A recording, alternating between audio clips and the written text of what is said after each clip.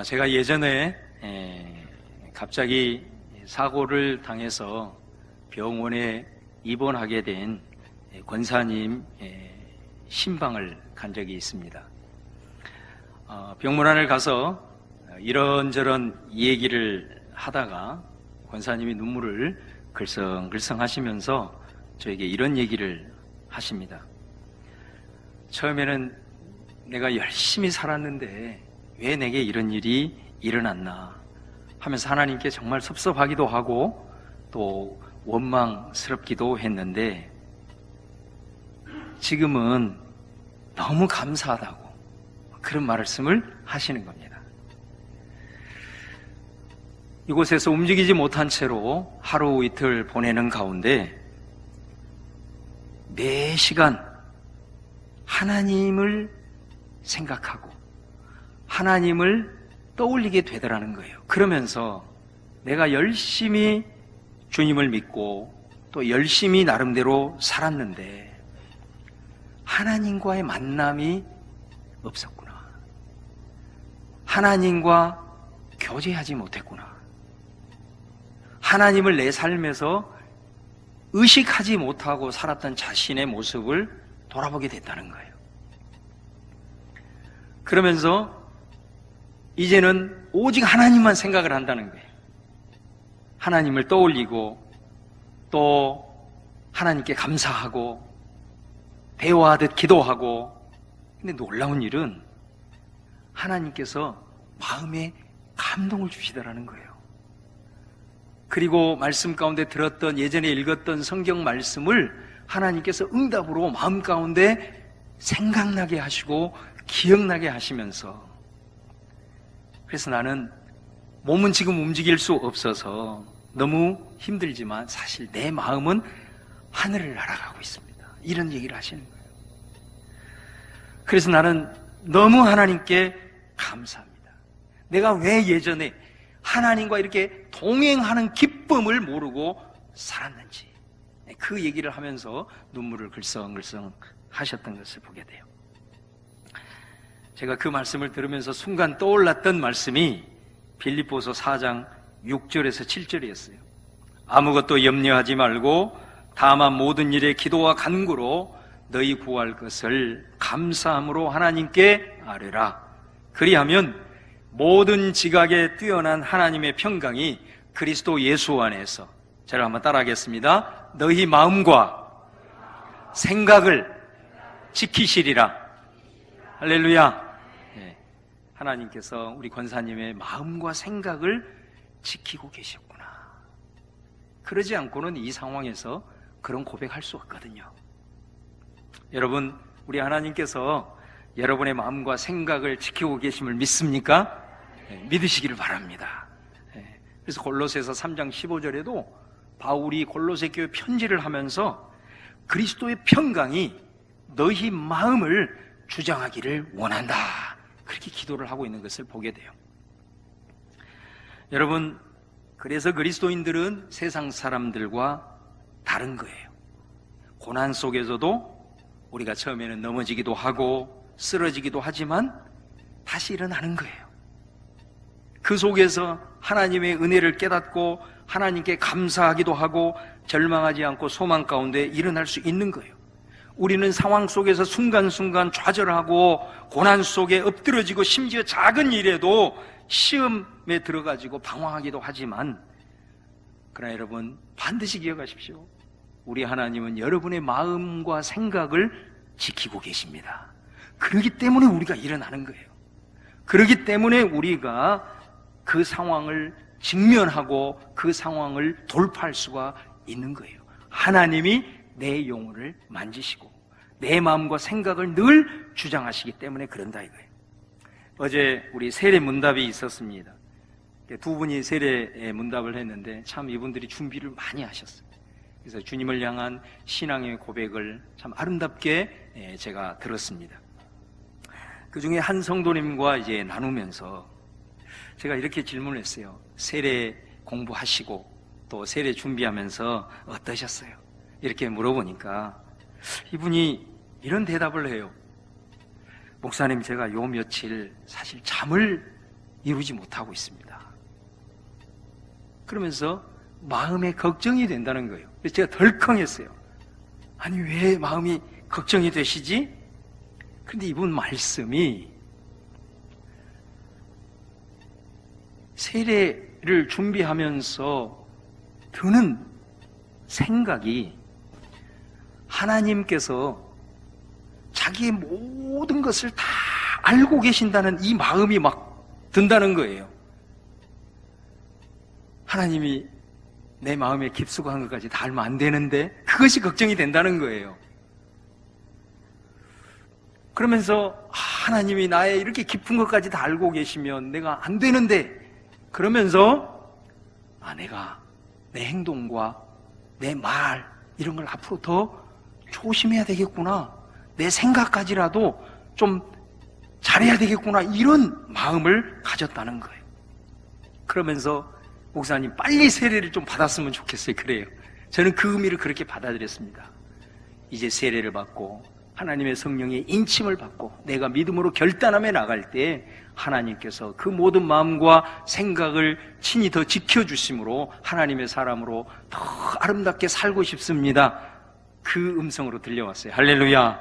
여러분, 제가 그 얘기를 들으면서 세례 받기 전에 이미 하나님께서 우리 성령님을 통해서 그 마음에 찾아가셨구나, 그리고 그 마음을 주장하고 계시는구나, 그 마음을 지키고 있구나, 이것을 제가 이제 깨닫게 되었어요. 여러분, 예수 믿는 증거가 이것이 아니겠습니까? 여러분, 이것이 예수 믿는 증거이지요. 우리 자신을 한번 보세요. 여러분들이 한 주간 동안 열심히 일하셨잖아요. 그리고 토요일에는 가정사역을 또 하셔야 되잖아요. 그러면 주일이 되면 좀 피곤해서 마음껏 자야 되잖아요. 그런데 여러분, 사실 많이 피곤하시잖아요. 그럼에도 불구하고 오늘 예배를 위해서 꾸역꾸역 일어나서 준비하고 오늘 이 자리에 와 있는 거예요. 여러분, 그것이 내 의지 같고 내 힘인 것 같아요. 그런데 그 이전에 우리들의 마음과 생각을 지키시는 하나님의 은혜가 있었던 것입니다. 그렇기 때문에 이 자리에 우리가 있는 것입니다. 여러분, 오늘 요한계시록 11장을 시작을 하면서 1절에 나에게 지팡이 같은 갈대를 주어 측량을 하라, 이렇게 말해요. 뭐를 측량하라 그러느냐? 성전 안을 측량해라. 성전 안에서 하나님 앞에 경배하는 자들을 측량해라, 이렇게 말해요. 그리고 성전 밖은 측량하지 마라, 이렇게 말을 해요. 도대체 이 측량이라고 하는 것이 무슨 의미일까? 이걸 알기 위해서는 우리가 에스겔 말씀을 읽어야 돼요. 에스겔 43장에서 48장까지는 성전을 측량하는 내용으로 되어 있어요. 그래서 하나님께서 에스겔을 통해서 성전이 측량하고 측량되어지는 것을 다 환상 가운데 보여줍니다. 그래서 에스겔 48장 마지막에 보면 하나님이 성전을 측량한 그 지경, 측량을 한 그 영역을 뭐라고 부르냐면 여호와 삼마, 이렇게 불러요. 여러분, 여호와 삼마라고 하는 뜻은 여호와께서 거기 계신다, 그런 뜻이에요. 그러니까 여러분, 여호와께서 거기 계시면서 하나님의 백성들을 보호하신다, 지켜주신다, 그런 의미예요. 그러니까 오늘 요한계시록은 그 에스겔의 말씀을 인용하면서 성전 안에서 하나님 앞에 경배하는 자들을 측량하라는 이 말씀은 하나님 성전 안에서 예배하고 나아가는 그리스도인들, 하나님의 교회를 내가 보호한다, 그런 의미를 갖고 있는 겁니다. 근데 오늘 말씀해 보면 성전 밖은 측량하지 말아라, 이렇게 말해요. 성전 밖은 측량하지 말아라.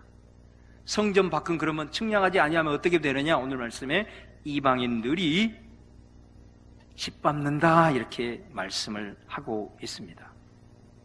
여러분, 과연 이 말씀이 어떤 의미일까? 여러분, 우리가 한번 생각을 해보세요. 성전 밖이에요. 근데 성전 밖을 오늘 2절 하반절에 보면 뭐라고 표현하냐면 그것도 거룩한 성이에요. 여러분, 거룩한 성전 밖이라고 해서 세상이 아닙니다. 거룩한 성이에요.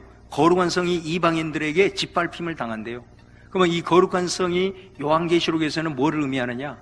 21장에 가보면 신랑 되신 예수님을 맞이하기 위해서 신부처럼 단장한 새 예루살렘을 가리켜요. 그럼 그 새 예루살렘이 뭐냐? 교회를 가리키는 거예요. 하나님의 백성을 가리키는 거예요. 그러면 성전 안은 측량하고 성전 밖은 측량하지 말아라. 이 말씀은 우리가 요한계시록에서 아주 중요한 주제 중에 하나인 교회의 양면성을 보여주고 있는 거예요.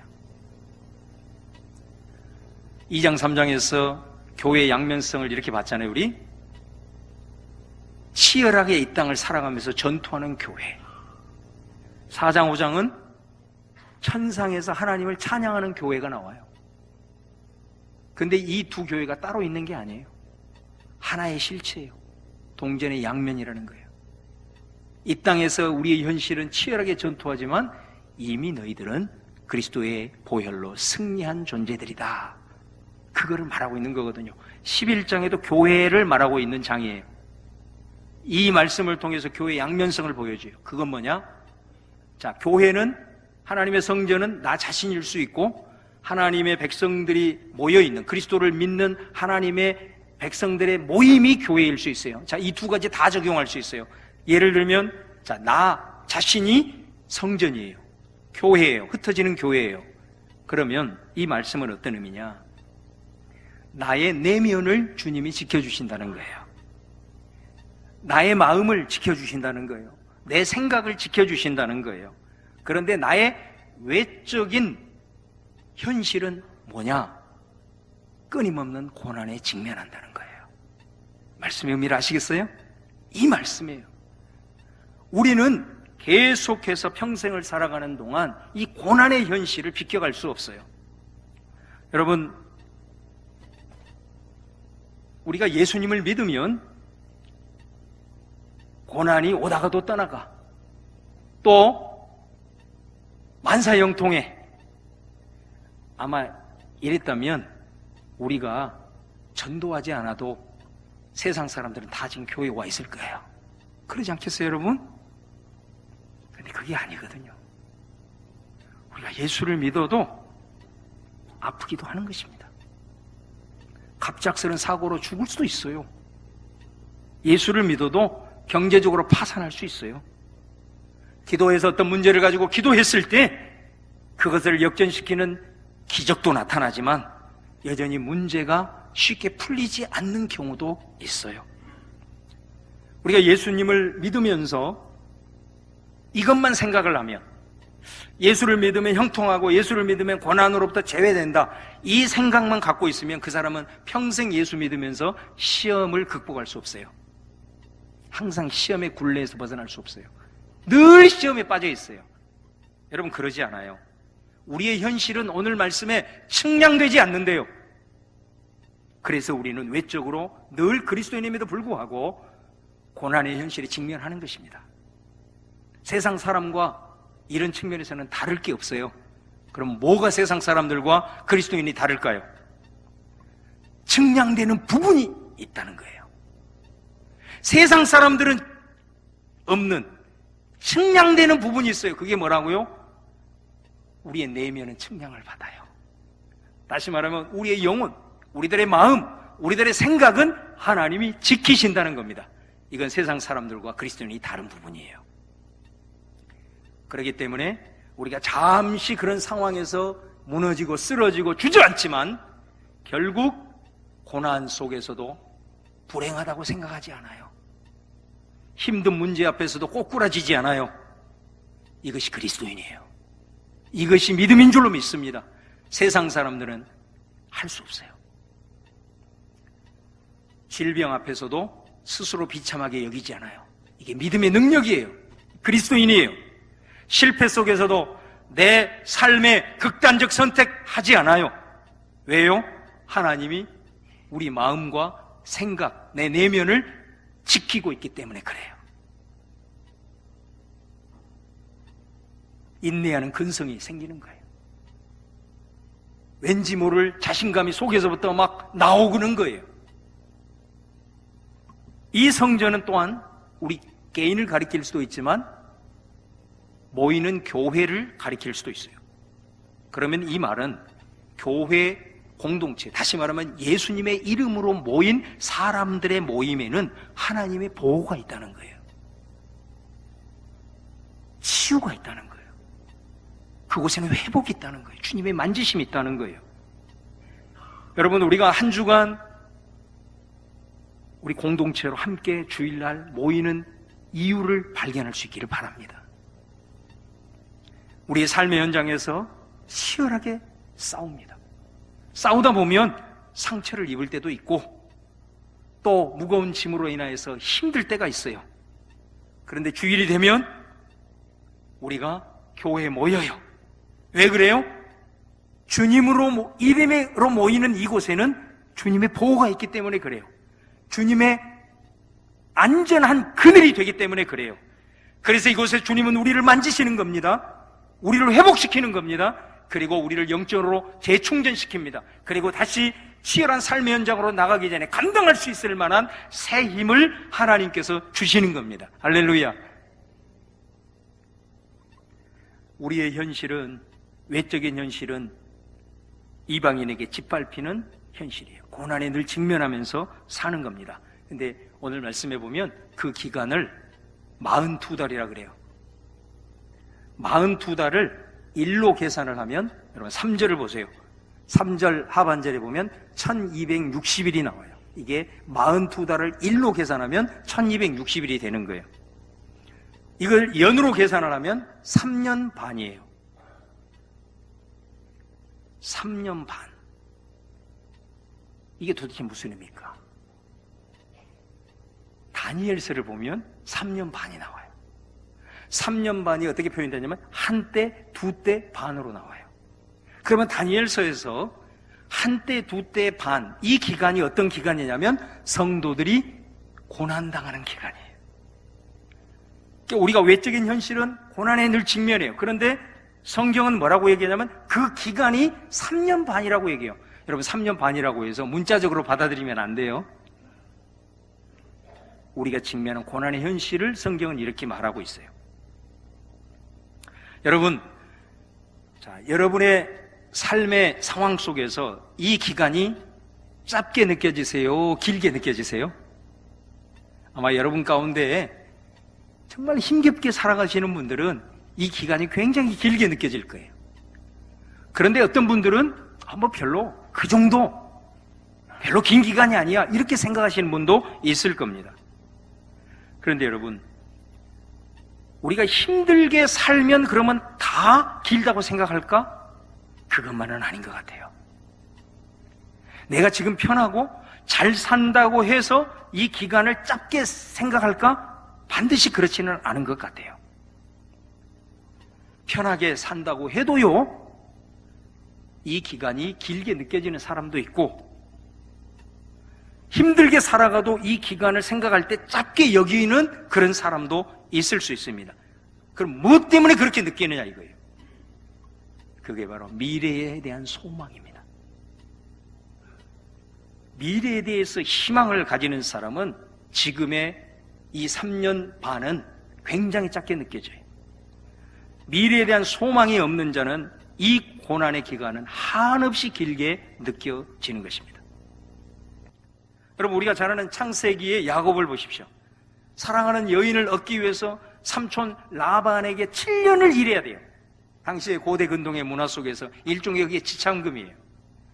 7년을 열심히 일했어요. 일하고 나니까 아침에 눈 떠보니까 자기가 사랑하는 라헬이 자기 부인으로 와 있는 게 아니고 라헬의 언니인 레아가 자기 부인으로 와 있는 거예요. 당시에 이 일부 다처지의 상황을 반영한 거죠. 얼마나 배신감이 있었겠어요. 삼촌에게 속은 거예요. 얼마나 힘들겠어요. 그러면서 네가 라헬을 얻기 위해서는 다시 7년을 일해야 된다라고 얘기해요. 그랬을 때 이 야곱이 다시 7년을 일을 합니다. 성경이 뭐라고 얘기했냐면 야곱이 사랑하는 라헬 때문에 7년을 수일처럼 여겼더라, 이렇게 기록하고 있어요. 7년이 얼마나 힘든 기간이었어요. 그 생각만 하면 삼촌에 대한 분노가 있었겠잖아요. 너무 힘들었겠잖아요. 그 배반감이 힘들었겠잖아요. 그런데 이 야곱은 그 7년을 수일처럼 여겼대요. 그에게는 소망이 있었던 거예요. 사랑하는 사람과 함께 살 수 있는 소망. 그래서 그 7년을 수일처럼 여겼다, 이렇게 말씀하고 있어요. 여러분, 이 11장이 기록된 요한계시록의 당시의 상황 우리 알잖아요? 인류 역사상, 기독교의 역사 속에서 가장 힘든 때예요. 신앙을 지키기 위해서 마치 저 북한의 지하교인들처럼 토구를 파가지고 그 속에서 예배를 드립니다. 발각이 되면 고문당하고 히브리서 11장의 말씀처럼 톱으로 썰리고 화형에 처해지고 이런 순교를 당할 수도 있었습니다. 무엇보다도 당시에는 엄청나게 그리스도인들이 가난했어요. 왜? 조합을 통해서 로마 제국에서 조직적으로 힘들게 했기 때문에 그래요. 이런 상황이에요. 이런 힘든 그리스도인들을 향해서 사도 요한에게 하나님께서 이 환상을 보여주시는 거예요. 이 환상을 보여주면서 너희들이 고난당하는 시간은 3년 반이라 이렇게 말하는 겁니다. 이들이 처한 상황으로 보면 너무나도 긴 기간이죠. 3년 반이 마치 30년, 300년으로 느껴졌을 것입니다. 그런데 여러분 기억하세요. 당시의 그리스도인들은 이 3년 반을 길다고 생각 안 했어요. 왜 그랬을까요? 여러분, 요한계시록에 보면 이 3년 반이라는 이 기간과 대비되는 하나의 기간이 나와요. 이게 뭐냐면 20장에 나오는 천년 왕국이에요. 천년 왕국이 뭐죠? 예수님과 함께 1000년 동안 왕노릇하는 거예요. 모든 영광과 권세가 주어지면서 내가 다스리는, 통치하는 기간이에요. 이 1000년이 3년 반에 대비되는 기간의 개념이에요. 그러니 여러분, 이 사람들이 하나님께서 환상으로 보여준 이 1000년 미래에 대한 소망, 우리가 장차 그리스도와 함께 왕노릇한다라고 하는 이 환상을 그들이 모았을 때 3년 반이 짧게 여겨졌을까요? 길게 여겨졌을까요? 반응이 전혀 없으시니까 좀 뻘쭘합니다. 여러분, 상식적으로도 그러지 않겠어요? 내가 지금 당하는 것이 너무 힘든 거예요. 그런데 그 1000년에 비하면 3년 반이라는 세월은, 이거는 기간도 아닌 거예요. 그리스도인들은 그래서 믿음 포기하지 않고 당당하게 현실에 직면했던 겁니다. 이때 당시의 그리스도인들은 여러분, 이게 과연 과거에 그들에게만 해당되는 말씀일까? 만약 그렇다면 우리는 말씀을 들을 필요도 없을 거고 요한계시록 우리와 상관없는 책이 될 거예요. 이 말씀은 바로 저와 여러분에게 주신 하나님의 비전이고 말씀인 줄로 믿습니다. 우리에게도 여전히 천년 왕국의 비전은 우리의 것입니다. 우리의 것이 될 겁니다. 이 천년이 반드시 어떤 문자적인 천년에 의미하는 것이 아니고 반드시 미래의 어떤 때에 우리가 죽어서 가는 그 때를 또 말하는 것도 굳이 아니에요. 중요한 것은 우리가 당하고 있는 이 고난의 기간을 우리 하나님은 3년 반이라고 얘기하시고 천년 왕국을 그들에게 1000년을 보여주심으로 말미암아 그들로 하여금 이 상황을 인내하게 하시고 이 상황을 직면할 수 있는 힘을 얻게 하시고 소망 가운데 담대하게 나아갈 수 있도록 하셨다는 것입니다. 그러다 보니까 이 초대교회 성도들은 이 고난의 의미를 새롭게 해석하는 거예요. 이게 지옥 같은 우리들의 삶의 여정이 아니고 바로 이것은 천년의 왕국 가운데 나로 하여금 왕노릇하게 하시기 위해서 나를 준비하시는구나, 나를 그렇게 왕으로서 세우기 위해서, 제사장으로 삼기 위해서 나를 단련하시는구나, 고난에 대한 해석이 달라지는 거예요. 여러분, 이 소망으로 충만하시기를 주님의 이름으로 축원합니다. 사도 바울도 로마서 8장 18절에 이렇게 고백하잖아요. 공동 번역에 이렇게 기록이 되어 있어요. 장차 우리에게 나타날 영광에 비추어 보면 지금 우리가 겪고 있는 고통은 아무것도 아니라고 생각합니다. 하나님의 사람들은 이 고백 가지고, 이 소망 가지고 그 현실의 고난을 직면하면서 넉넉히 이겨나갔던 것을 보게 됩니다. 여러분, 얼마나 놀랍습니까? 외적으로는 우리가 끊임없는 고난의 현실 앞에 살아요. 피할 수 없어요. 그런데 우리의 마음과 생각을 하나님이 지켜주시는 거예요. 그래서 우리는 이기는 거예요. 극복하는 거예요.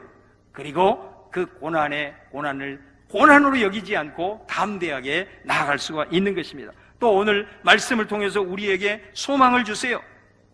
너희들에게는 미래가 있다라는 것, 너희들에게는 이 환상을 통해서 꿈을 꾸어야 된다는 것, 이거를 말씀을 해줘요. 그럼 그래서 우리 잘 아는 찬송가 488장 3절 말씀에 보면 이런 찬양이 있어요. 세상에 믿던 모든 것 끊어질 그날 되어도 구주의 언약 믿사와 내 소망 더욱 크리라. 주 나의 반석이시니 그 위에 내가 서리라. 그 위에 내가 서리라. 아멘. 천년의 왕노릇하는 소망이 저와 여러분의 것임을 믿으시기를 바랍니다. 이것은 결코 멀리 있는 것이 아닙니다. 이미 지금 이곳에 시작이 되었습니다. 어떤 이는 3년 반의 고난의 기간이 1000년처럼 여기면서 살아갑니다. 그런데 그리스도인은 그렇게 살 수 없습니다. 하나님이 살아계시는 한 그리스도인은 그렇게 살 수 없는 것입니다. 바라기는 이 말씀을 믿음으로 취하는 여러분이 되기를 바랍니다. 믿음으로 선포하는 여러분 되기를 바랍니다. 이 말씀을 듣고 이 환상을 보는 우리는 3년 반이라고 하는 이 고난의 현실을 여전히 살아가지만 그 속에서 얼마든지 천년 왕국을 누리면서 살아갈 수가 있다는 거예요. 그 말씀을 하고 있는 거예요. 이 사람이 그리스도인인 거예요. 세상이 감당하지 못하는 사람인 거예요. 하나님은 이런 사람을 사용하셔서 천년 왕국의 영광을 이 땅 가운데 이루어 가시는 것입니다. 여러분, 하나님께서 우리의 마음과 생각을 지켜주십니다. 그리고 오늘 환상을 통해서 말씀을 통해서 천년에 대한 비전을 보여주십니다. 이거는 우리 모두에게 은혜로 주신 겁니다. 그런데 우리로 하여금 이 땅 가운데 천년의 왕국의 역사를 이루는 도구는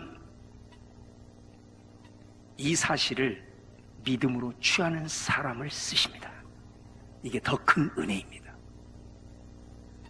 은혜는 우리에게 다 공평하게 주어져 있습니다. 그러나 더 큰 은혜는 절대로 공평하지 않습니다. 이 말씀을 믿음으로 취하셔야 됩니다. 믿음으로 선포하셔야 됩니다. 그래야 우리들의 삶의 여정 속에서 3년 반 속에서도 천년의 역사를 내 스스로 경험할 뿐만 아니라 나뿐만이 아니라 우리들의 삶의 현장에서 그 역사를 이루고 하나님의 나라를 이루는 하나님의 도구로 쓰임받을 수가 있는 것입니다. 오늘 우리 사랑하는 성민교회 또 우리 모든 성민의 가족들은 다 이런 하나님의 은혜 받은 자로서 더 큰 은혜를 통해서 우리를 통해서 지금 여기에 3년 반의 기간 동안에서 신음하고 있는 영혼들을 천년 왕국으로 인도하고 그 왕국을 누리면서 살아갈 수 있는 그런 하나님의 도구들로 쓰임받는 우리 모두가 될 수 있기를 주님의 이름으로 축원합니다. 기도하겠습니다. 주님, 우리가 힘겨운 세상 속에서도 이렇게 살아있음은 주님이 내 마음과 생각을 지켜주고 계심을 믿습니다. 내가 너무 힘들고 어려워도 내가 주저하지 않고 사는 이유는 주님이 주시는 소망 때문임을 믿습니다. 그래서 고난을 불행으로 여기지 않고 도리어 연단의 기회로 삼고 내 불순물을 빼는 정결의 시간으로 구별할 수 있음에 감사를 드립니다. 주여, 이 말씀 의지하여 이제 선포합니다. 환난아 오너라, 시련아 오너라. 누가 그리스도의 사랑과 소망에서 나를 끊을 수 있으랴. 주님, 이제 내가 힘을 내겠습니다. 주님, 다시 일어나겠습니다. 담대하게 세상을 향하여 부딪히면서 승리를 선포하며 나아가겠습니다. 예수님의 이름으로 기도합니다. 아멘.